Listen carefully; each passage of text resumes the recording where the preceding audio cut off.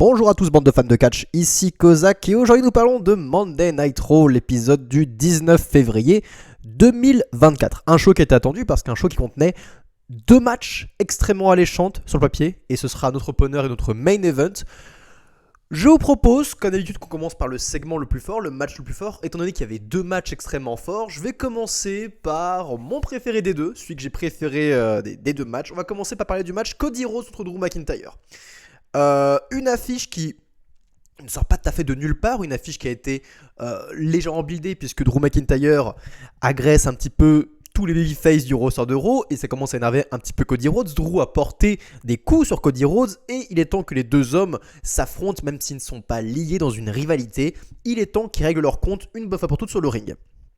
Évidemment, on a sur le ring les deux personnages de Raw, les deux catcheurs de Raw les plus intéressants en ce moment. Cody Rhodes, le babyface le plus over du monde, et Drew McIntyre, le heel extrêmement intéressant qui balance les faits et qui est en vue de devenir le prochain World Heavyweight Champion. Du moins c'est ma prédiction, c'est ce que je pense, c'est ce qu'il mérite selon moi. Deux catcheurs extrêmement intéressants, deux catcheurs qui catchent aussi extrêmement bien, deux excellents promos, bref, deux superbes catcheurs à Raw qui ouvrent le putain de show dans un match qui était très très bon. Évidemment, le match ne s'est pas terminé de manière clean.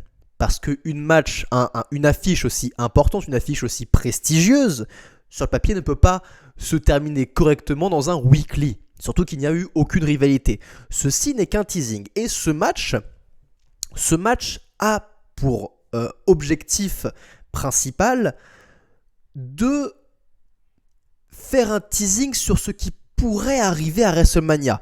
Créer un drapeau, un warning pour Cody Rhodes. Et le booking de ce match était excellent. On ne peut pas faire meilleur booking que ce qui a été fait sur ce match précisément par rapport à ce qui concerne Cody Rhodes. Parlons du match très rapidement, c'est effectivement un très bon match. Drew McIntyre travaille la hit et va malmener Cody Rhodes tout le putain de long. Il est brutal, il est violent, il est grand, il est plus fort, tout ce que vous voulez, etc. etc. Et Cody Rhodes va faire des superbes comebacks, va faire des contres, etc. etc. Des Cody Cutter qui sortent de nulle part, on tease les Crossroads. Bref, un match tout à fait classique mais qui est mené à la perfection par deux excellents lutteurs. Le résultat est génial, des chants This is awesome, c'est complètement mérité, le match est très bon. Mais à la fin du match, alors que Cody Rhodes allait remporter le bordel, puisque c'est normal, c'est lui qui dans le kayfabe est censé être plus fort, il allait remporter le bordel, et là Jimmy Uso va intervenir, va distraire un petit peu l'arbitre et Cody Rhodes, mais Cody Rhodes ne se laisse pas faire, mais l'arbitre lui est distrait, mais Cody Rhodes a toujours l'avantage, et là Solo Sikoa sort de nulle part, l'arbitre ne voit pas Solo, et Solo va faire une spike sur Cody Rhodes. Cody Rhodes va vendre de la spike, il va commencer à s'étouffer, il est par terre en train de cracher ses poumons, McIntyre le voit, et l'arbitre ne sait pas trop quoi faire, il n'a pas vu l'intervention. Et McIntyre, encore une fois, va profiter d'une intervention extérieure pour remporter le match. Il va lancer un gros claymore sur un Cody Rhodes affaibli, amoindri, pour la victoire. Pourquoi c'est une bonne décision et un booking parfait ? C'est assez simple à comprendre, à concevoir aussi. Drew McIntyre va rentrer dans le chamber et est le plus probable de remporter le bordel. C'est lui qu'on va voir affronter Rollins à WrestleMania. C'est celui qui a le plus de chances de remporter le Chamber. Donc il doit être booké fort.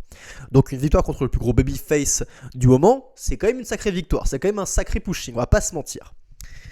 Mais secondo, ce match sert à montrer que Cody Rhodes, en se prenant un spike, puis un finisher par une personne qui a exactement la même shape, le même physique, la même aura que Roman Reigns en termes de corps, de dangerosité corporelle. Drew et Roman ont à peu près le même physique.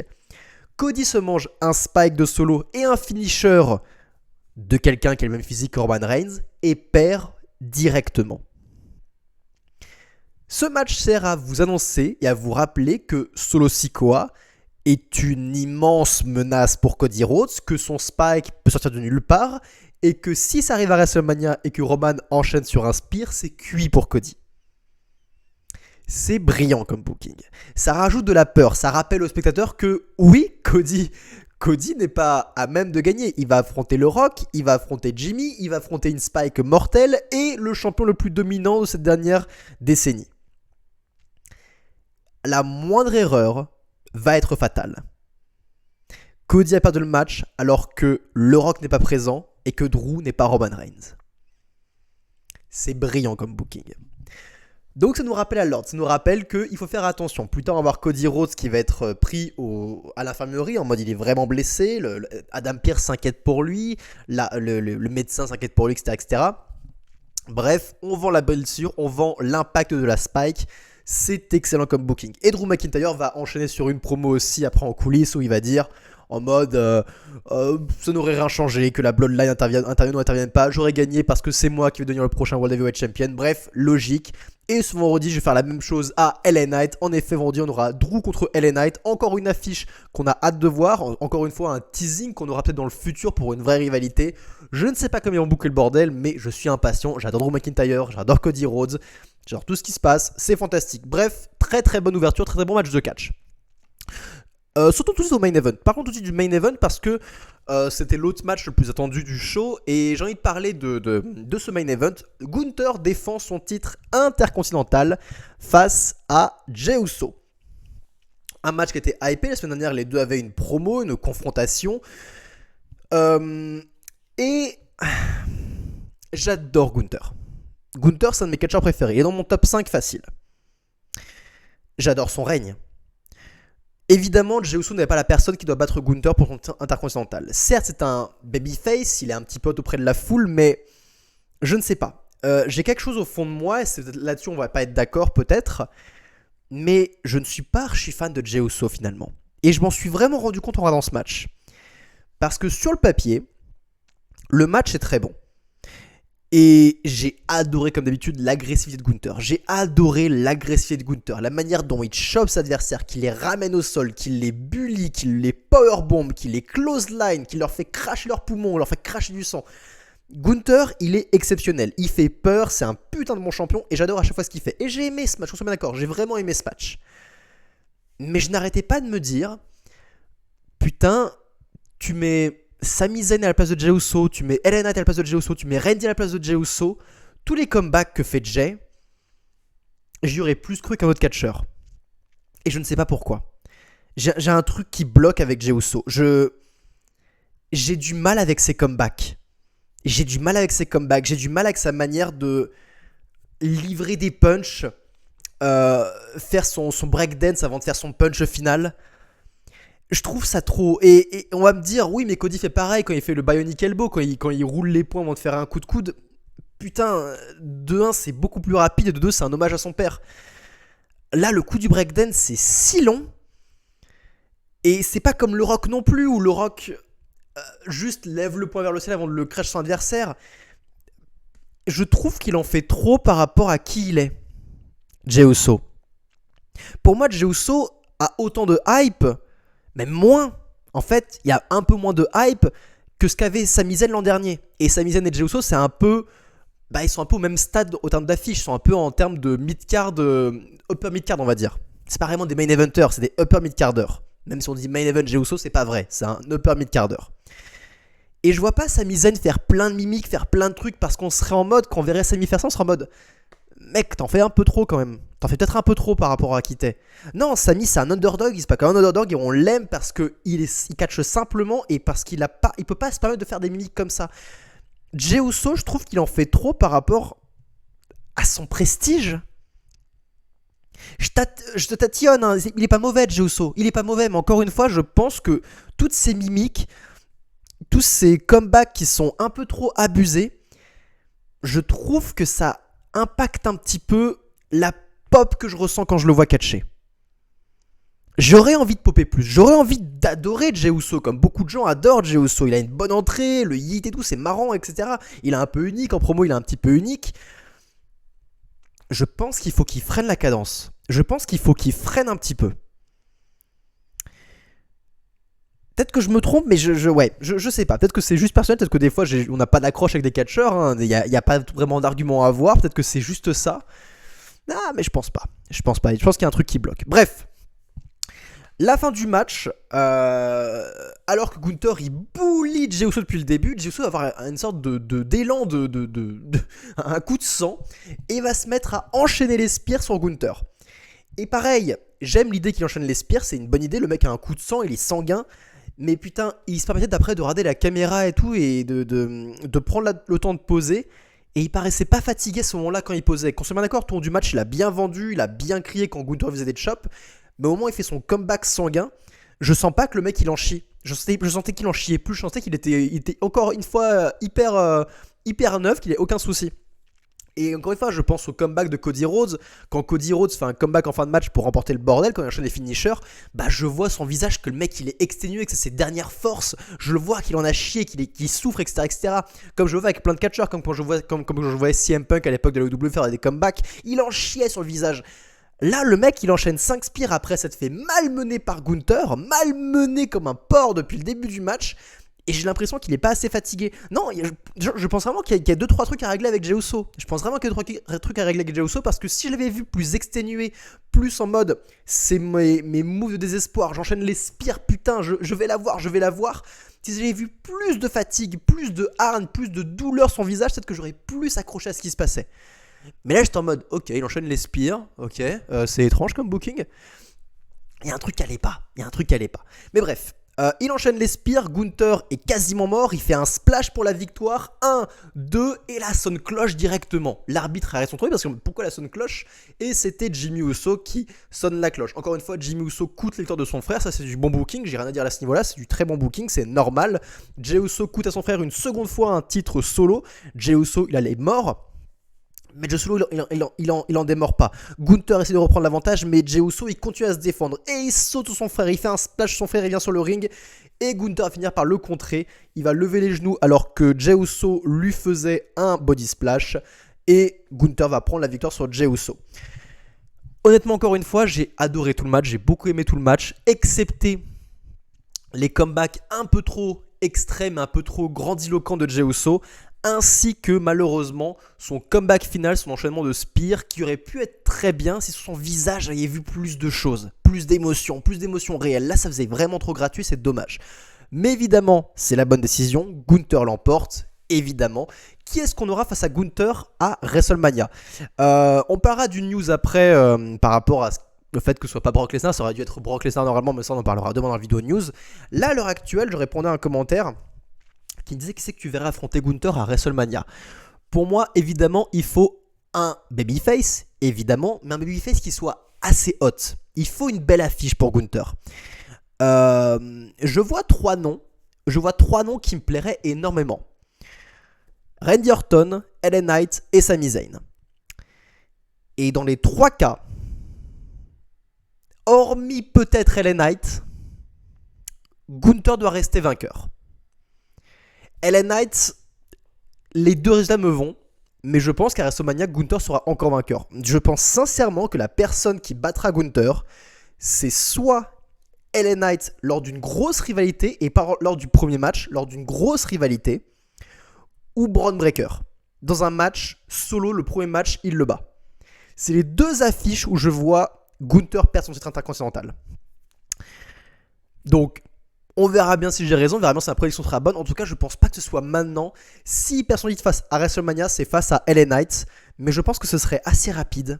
Et je sais pas. LA Knight, je verrais bien une affiche longue contre LA Knight. Je verrais bien une rivalité longue. Plusieurs pay-per-view. Au moins, 2 ou 3.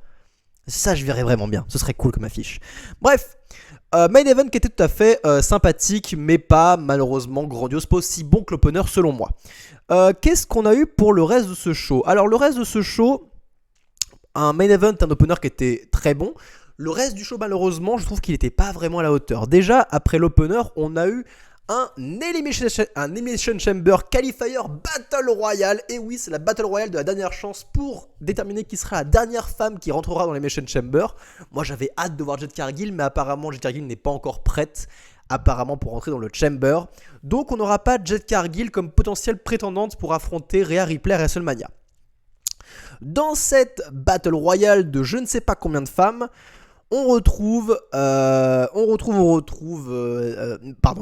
Shayna Baszler, Mia Yim, Zoe Stark et Raquel Rodriguez qui fait son retour. Donc c'était pour ça, ils hypaient un peu le retour de Raquel Rodriguez qui revient enfin. Je vais évacuer tout de suite la Battle Royale. Il y a trop de femmes dans ce putain de ring. Et là, c'est pas une question de femmes, hein. Ça aurait pu être des hommes, c'est la même merde, hein. Une Battle Royale avec autant de personnes dans le ring, c'est pas cool. Franchement, j'ai tout skippé parce que c'était pas intéressant, c'était pas lisible, c'était chiant, c'était sloppy, c'était tout ce que vous voulez. C'est normal, il y a trop de monde dans ce putain de ring. Et c'est pas comme le Royal Rumble où c'est un match unique dans l'année qu'on a hâte de voir ça. Là, voir ça à Raw, ça donne pas envie, quoi. Donc, j'ai skippé le match jusqu'à ce qu'on arrive au final, jusqu'à ce qu'on arrive aux 6 dernières femmes dans le ring où ça devenait d'un coup beaucoup plus intéressant. Même, je dirais, même jusqu'au carré final où on a eu Mia Yim, Baszler, Stark et Rodriguez. Et là, le match était hyper divertissant. Là, c'était hyper divertissant. Donc, encore une fois, on aurait pu juste avoir, je sais pas, un Battle Royale simple de 6 femmes. 6 femmes, pas plus. Et hop, on book ça et c'est beaucoup plus lisible. Ça aurait pu être sympa. Là, se taper tout le match, franchement, c'était pas très grandiose, malheureusement. Mais une fois qu'on arrive à ce carré final, j'ai beaucoup aimé le booking, j'ai beaucoup aimé ce qui a été fait. Évidemment, Baszler et Stark travaillent ensemble pour évincer Mia Yim et du coup, Rodriguez se retrouve à affronter les deux catcheuses à 1 contre 2. Elle commence par baiser Baszler, aucun jeu de mots était voulu là, excusez-moi, et elle finit par niquer Zoé Stark. Rodriguez rentre dans le chamber féminin. Vu qu'on n'a pas de Jeriel, vu qu'elle n'est pas encore prête, c'est évidemment une bonne décision. Maintenant, évidemment, Rodriguez n'a aucune chance de remonter le bordel parce qu'elle n'est pas assez over pour affronter Rhea Ripley à WrestleMania, évidemment. Mais je vais comme dire quelque chose. Je pense que Raquel Rodriguez, il faut qu'elle tourne heel. Il faut qu'elle tourne heel parce que je pense qu'il y a quelque chose à faire avec elle en tant que heel. Parce qu'elle est grande, elle est forte, elle peut, je pense, plus facilement se faire détester que se faire aimer, parce qu'en promo, c'est pas trop ça Raquel Rodriguez. Par contre, je pense sincèrement qu'en parlant pas beaucoup et juste en ayant des expressions faciales un petit peu méchantes, un petit peu, horribles, vous voyez ce que je veux dire, un peu je suis horrible, je fronce sourcils, je bue les adversaires, je pense qu'il y a quelque chose à faire avec ça. Beaucoup plus que sur un babyface. Je pense qu'elle a plus de chance en tant que heel. Donc, pour l'instant, Rodriguez n'est pas une bonne adversaire pour Rhea Ripley, évidemment. Mais dans l'avenir, si pendant plusieurs mois, la fédération la fait tourner et travaille son personnage, lui donne des victoires, lui fait lui faire avoir de plus en plus de hits, peut-être qu'il y a quelque chose à faire avec Raquel Rodriguez. Et un match Ripley face contre Rodriguez au sommet de sa hit, ça pourrait être intéressant. Pour l'instant, on n'y est pas, hein. On y est loin, mais ça pourrait être intéressant. Vous savez quoi, on va enchaîner directement on reste sur le chamber féminin. Je vais enchaîner directement sur ce qui s'est passé, sur la promo qu'il y a eu pour le chamber féminin. Parce que, oh putain, plus mauvais segment tu meurs, hein. Parce que on va voir Becky Lynch qui va ouvrir la promo, qui va faire une promo sur le ring. Et jusque là, je me dis très bien. Becky Lynch arrive et en gros fait une promo pour hyper le fait que ça doit être elle qui doit remporter le chamber.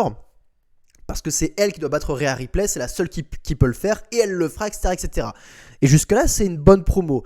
Et jusqu'à ce moment-là, je me dis, putain, on nous vend trop Becky Lynch contre Rhea Ripley. On nous vend trop Becky Lynch contre Rhea Ripley. Je pense pas que Becky va remporter le Chamber. Et déjà, je pense que la fin de la promo du segment ne changera rien. Je vous le dis, je pense sincèrement que vu que le fait que Drew McIntyre remporte le Chamber masculin et que ce soit, selon moi, la seule décision qui fasse extrêmement sens, je pense pas que Becky contre Rhea c'est ce qui va se passer ici. On aurait 2 matchs prévisibles et honnêtement, Becky Lynch ne doit pas être absolument la seule qui doit affronter Rhea Ripley. Parce que dans le Chamber, on a aussi Bianca Belair. Et j'ai déjà dit, mais je pense sincèrement qu'une affiche entre Bianca Belair et Rhea Ripley, c'est alléchant. C'est alléchant sur le papier. Et je prends cette affiche. Je prends cette affiche aussi. Moi, je pense que Bianca Belair va remporter le Chamber. Je pense que Bianca Belair va remporter le Chamber. C'est ce qui fait sens. Elle est trop vendue, Becky Lynch. Elle est trop mise en avant. Elle est trop mise en avant. J'y crois plus. J'y crois plus malheureusement. Mais bref, la promo est très bonne.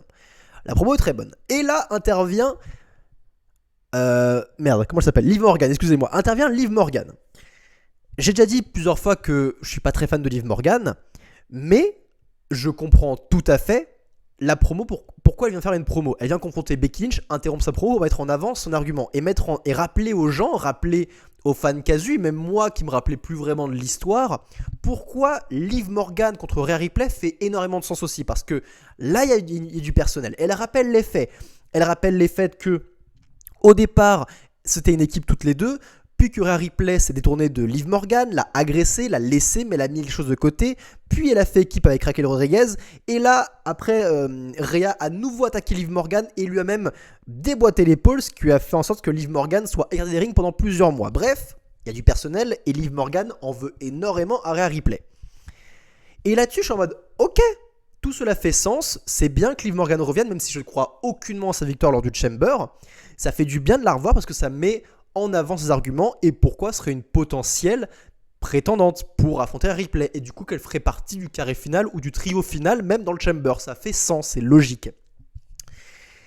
Et là, c'est là où les choses vont se gâter.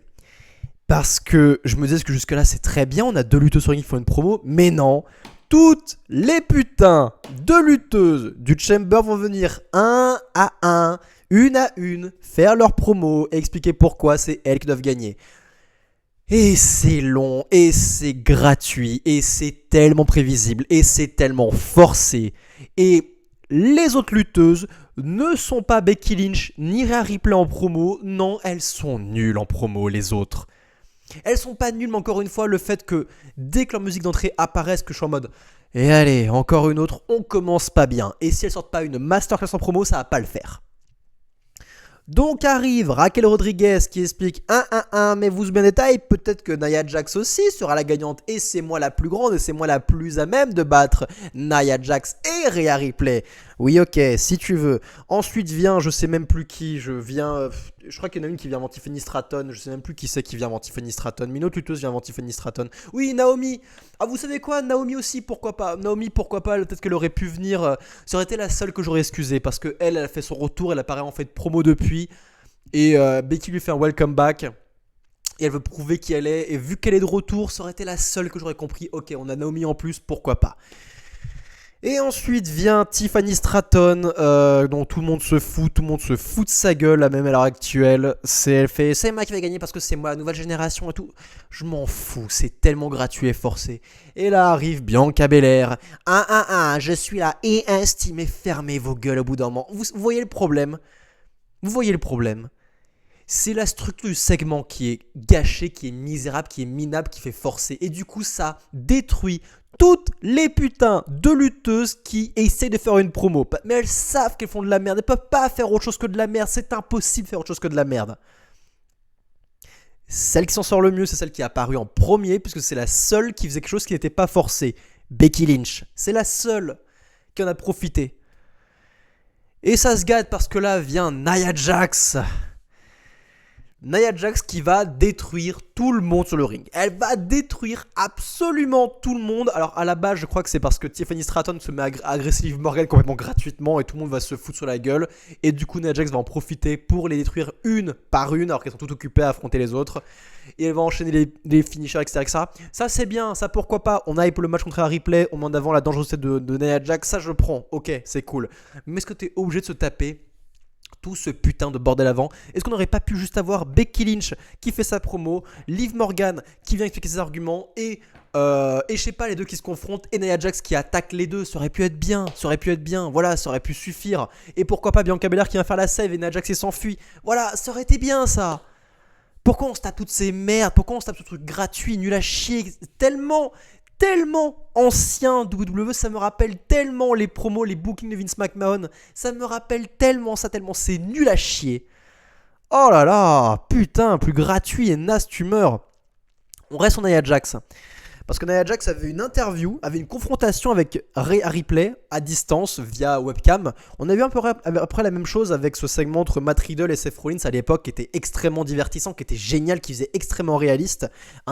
La meilleure promo de Matt Riddle d'ailleurs, la meilleure promo de Matt Riddle, un de ses meilleurs passages je pense dans la fédération. On a la même chose ici. C'était nul à chier. C'était nul à chier. Et qu'on soit d'accord. Je le redis, Rhea Ripley, elle est géniale. Ce n'est pas la faute de Rhea Ripley. Rhea Ripley, elle est intouchable. Elle fait rien de mal, Rhea Ripley. Voilà, c'est dit. Hein. Si vous avez un doute en moment, oh non, là je suis pas sûr. Non, elle fait rien de mal. Non, j'exagère, mais pour le coup, c'est la vérité. Rhea Ripley a fait son boulot. Elle a vendu le match, elle était sérieuse. Bref, tout allait bien. Mais à côté, les réactions de Nia Jax. Elle... Le problème, c'est que Rhea Ripley pouvait faire tout le taf qu'il voulait. J'étais concentré par l'autre à côté qui en faisait des caisses. Plus mauvaise actrice, tu meurs. C'est pas possible. Dans les... Oh là là, je roule les yeux en l'air parce que tu me dis, oh là là, j'y crois pas du tout en fait à ce que tu dis. Oh là là, mon Dieu, tu m'énerves. Et quand Rhea Ripley va sortir les gros mots et va vraiment se mettre à agresser verbalement Nia Jax va se mettre à faire une gueule de méchante en mode je suis tout colère là. Elle va froncer les sourcils, elle va un peu grogner, etc. Et elle va pas changer cette attitude faciale pendant, je crois, 30 secondes, 40 secondes. C'est long, c'est vraiment long et elle ne change pas de mimique faciale. Et moi, au bout d'un moment, je peux plus. Je craque, je suis en mode mais qu'est-ce qu'elle fait? C'est quoi ce bulldog en face qui sur Terre, quand il est en colère, ne dit rien et se met à grogner en fixant comme ça son cligner des yeux. Personne ne fait ça. Tu fais ça 5 secondes, pas plus. Waouh, plus mauvaise actrice tu meurs. Plus mauvaise actrice tu meurs. Encore une fois, je comprends comment on a Nia Jax. Vu le physique qu'elle a, elle est directement impressionnante. Elle fait directement dangereuse dans un Rumble. Elle fonctionne extrêmement bien, bien sûr. Mais si vous savez qu'elle est faible en promo, ne la mettez pas dans ces conditions parce que c'est ridicule. Elle sait pas faire, elle est nulle en promo, elle est nulle à chier. Bouquez-la comme vous avez fait sur le segment après, où juste elle arrive gratuitement et elle pète la gueule de tout le monde sans rien dire. Et ou alors comme il y a une semaine, il y a 2 semaines je crois, où Rhea Ripley faisait la promo et que Nia est juste venue pour l'agresser et que là dans une phase de rage ou de tension, elle était bonne. Il faut pas qu'elle parle. Vous lui enlevez tous les micros des mains, cette femme. Elle ne sait pas faire. Parce que du coup, le segment était ridicule. Malgré Rhea Ripley qui faisait un boulot tout à fait sérieux, et normal, et bien. Nia Jax, elle gâche tout. Elle gâche absolument tout. Donc bref, j'ai quand même beaucoup rigolé parce que si vous l'avez pas vu, je vous invite à voir l'interview juste pour mater, rester fixé que sur Nia Jax. Ne radez que Nia Jax. Vous allez vous marrer. Vous allez vraiment vous marrer. Qu'est-ce qu'il y a d'autre dans ce show? Vous voyez, jusqu'à présent, le show est quand même pas terrible. On a un bon opener, un bon main event, mais le reste... alors, ce match, je l'ai pas vu intégralement, mais j'ai vu des passages. J'ai vu des passages de R-Truth et le Miz et DIY, Johnny Gargano et Tommaso Ciampa, face aux 4 hommes du Judgment Day. Avant qu'on parle du match, je dois mentionner la vignette qu'il y a eu avec R-Truth qui était interviewé à l'extérieur du stade. Et qui disait qu'il en voulait le Judgment Day et il arborait une sorte de poncho bleu un peu ridicule. Et il a commencé à faire une promo. Avec ses manières de parler. Déjà, dès que R-Truth commence à parler avec la musique et tout, j'ai commencé déjà à avoir un petit rictus. Je sentais que je pouvais craquer tout instant. Et quand il a commencé à dire que DIY l'aidait et qui disait qu'on voit les images de DIY et qui disait que grâce à l'aide de Triple H et de Shawn Michaels, j'ai pu vaincre Judgment Day. Et que sur le graphique c'est marqué non c'est pas Triple H et c'est pas Shawn Michaels. Et que R-Truth il confond ces mecs avec DIY. Encore une fois, je comprends pas pourquoi ça me fait rire. Ça ne devrait pas me faire rire. Le mec R-Truth il est trop fort. Parce que si ce serait n'importe qui d'autre, je dirais mais c'est quoi cette merde? Pourquoi le mec est aussi con? Mais ils ont passé tellement de temps à construire le fait que ce mec est un attardé mental, qui est dans son monde, dans sa lune. Putain, ça marche. Ça marche, ça me fait exploser de rire. C'est dingue. Je vais pas me plaindre, ça marche. Encore une fois, il faut temporiser, il faut faire attention à pas trop mettre ça en avant. Et il faut placer R-Truth au bon endroit, c'est-à-dire loin du main event, loin des gens trop sérieux. Il faut pas mettre trop de comédie pour mettre de l'ombre sur les choses plus sérieuses. Vous n'allez pas mettre R-Truth dans un segment avec Brock Lesnar et Roman Reigns, par exemple. Vous voyez ce que je veux dire, évidemment. Mais là, doser comme ça, dans la mid-card, ça marche. Je pense aussi qu'il ne faut pas qu'il fasse de comédie avec Damian Priest, qui est le seul membre du Judgment Day qui est le plus sérieux avec Rhea Ripley.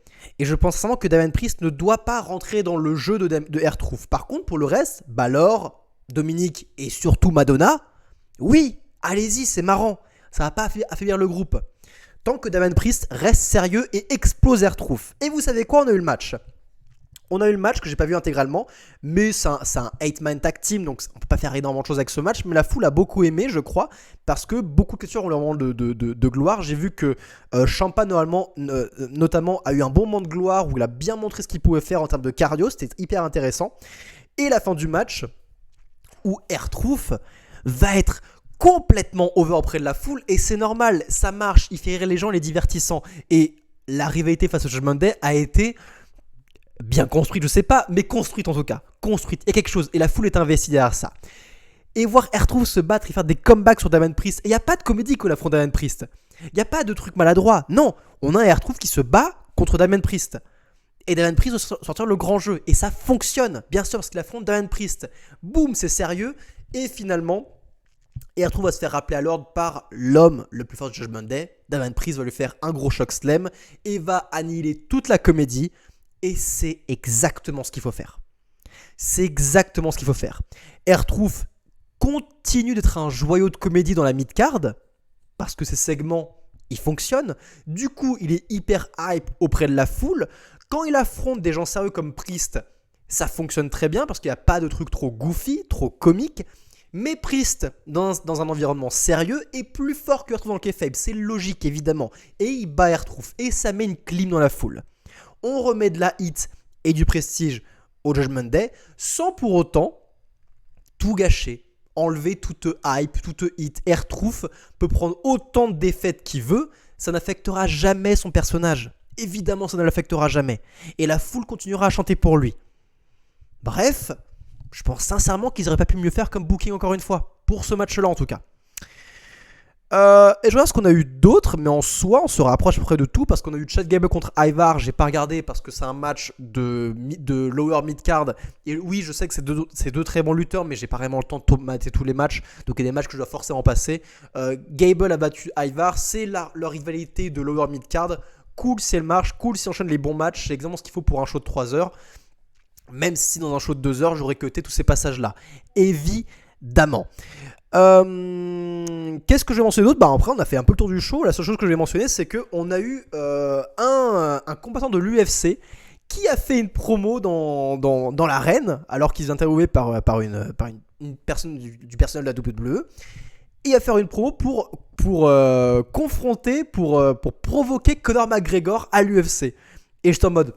Ok, on tente des trucs, la fusion avec TKO commence enfin à avoir des choses qui se passent.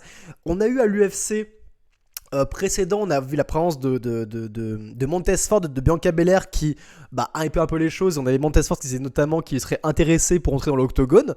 Donc on voit un peu des choses qui se passent entre les deux mondes. Et là, on a un mec de l'UFC qui provoque McGregor pour un match à l'UFC dans une arène WWE. En vrai, j'aime bien cette chose et c'est logique. Quand tu fais une fusion... Le but, c'est que les deux promos cèdent et que les deux promos cèdent mutuellement. Donc, si on peut avoir plus de ça, moi, ça ne me dérange pas. Ça n'a pas pris trop de place dans le show. Je trouve ça complètement logique et ça ouvre encore une fois la voie à des catcheurs, à des combattants de l'UFC de rejoindre la WWE et inversement, des catcheurs de la WWE rejoindre les combattants de l'UFC. Je trouve que c'est cool, ça fait de la pub pour les promotions, je ne vois aucun mal là-dessus. Bref. C'est chouette de voir que les choses vont bien pour la compagnie. Donc voilà, c'était le show. Encore une fois, très bon opener. Très bon main event avec des réserves sur Jey Uso.